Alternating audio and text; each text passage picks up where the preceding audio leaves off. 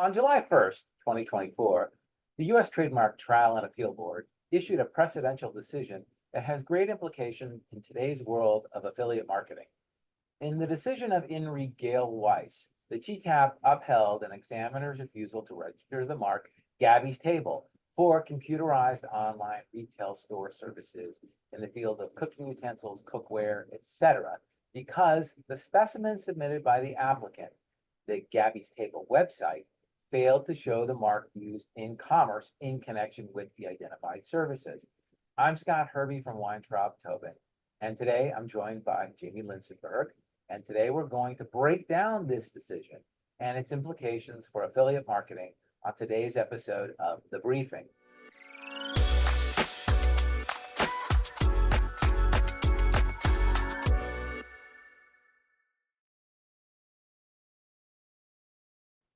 Jamie, welcome back. It's been a while. Thanks, Scott. Yeah, it's nice to join you again. Always great to have you, Jamie. Well, let's dive into this precedential decision by the Trademark Trial and Appeal Board. As I said in the opening, the TTAB case results from an applicant's appeal from a trademark examiner's refusal to register the Gabby's Table trademark for online retail store services. I think the main point of this decision is its clarification of the boundaries of what can and cannot be considered retail store services, especially in the digital age where online businesses blur traditional lines. This decision also shows the critical issue of providing acceptable specimens of use during the trademark registration process. Before we get into that, can I point out a procedural issue highlighted by the TTAB that is an important thing to highlight here? Yeah, absolutely, Jim. Go for it. So before the board got to the core of the appeal, the board addressed the applicant's request that the board take judicial notice of certain third-party registrations and to follow a hyperlink for information regarding Amazon affiliates. The board denied both of those requests. They emphasized that evidence must be submitted properly through a request to suspend the appeal and remand the application for further examination. This aligns with established procedures, which require a formal process to introduce new evidence after an appeal has been filed. Yeah, Jimmy, that's great. That's a real important procedural point to make because it seems to be something that comes up frequently in TTAB disputes. So practitioners who are appealing an examiner's refusal to register and want to introduce new evidence that was not introduced during the office action and response to office action procedures, you need to suspend the TTAB proceeding, remand it to the examining attorney, and introduce new evidence on the record that way. Now, let's get to the point of the case. So, digging into the heart of the decision, the specimen of use. So, for those unfamiliar with what a specimen is, it's essentially a sample that shows how a trademark is actually being used in commerce.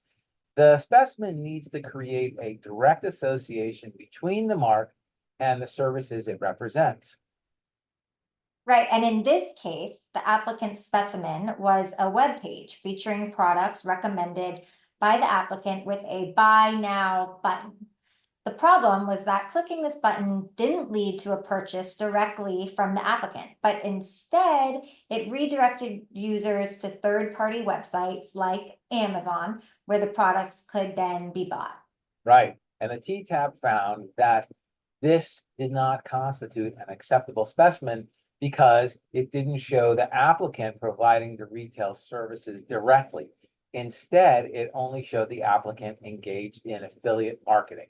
Affiliate marketing typically involves promoting third-party products or services through various online platforms.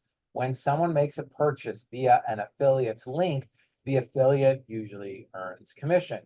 It's a business model that's become increasingly popular with the rise of influencers, bloggers, and online content creators. The TTAB made it clear that affiliate marketing doesn't equate to operating a retail store. The distinction there lies in the nature of the services provided.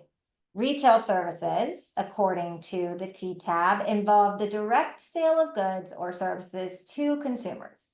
And this includes everything from brick and mortar stores to e-commerce websites that handle transactions directly with the customers. On the other hand, affiliate marketing doesn't involve direct sales or transactions. Instead, affiliates merely direct potential buyers to a retailer's platform where the actual purchase then takes place. The affiliate is acting more as a middleman, connecting consumers with products, but not handling the sale itself. And the board pointed out that an acceptable specimen for a service mark must show a direct connection between the mark and the services. In this case, simply listing products with an affiliate link did not meet that standard for a retail store. If the services are listed as retail store services, then the specimen must show that consumers are able to purchase the goods from the applicant and not some other third party. So what are the big takeaways from this decision? I mean, I think first it underscores the importance of submitting a specimen that clearly demonstrates the use of the mark in connection with the specific services listed in the application. Right, that's a great point. Second, I think it highlights the strict procedural rules around introducing evidence in trademark appeals. Attempting to add evidence via hyperlinks or during the appeals process without following the correct steps simply won't fly. Yeah, and lastly, but I think probably the most important point is the precedent set that the USPTO will now require retail services to have that direct transactional relationship with consumers, and specimens submitted in support of an application to register a mark for retail services must be able to show this direct transactional connection. Yeah, and on a broad level, I think this case is also a reminder to carefully consider how you categorize your business activities when you are applying for a trademark. Misclassifying your services could lead to legal challenges, or in this case, a rejection from the Trademark Trial and Appeal Board.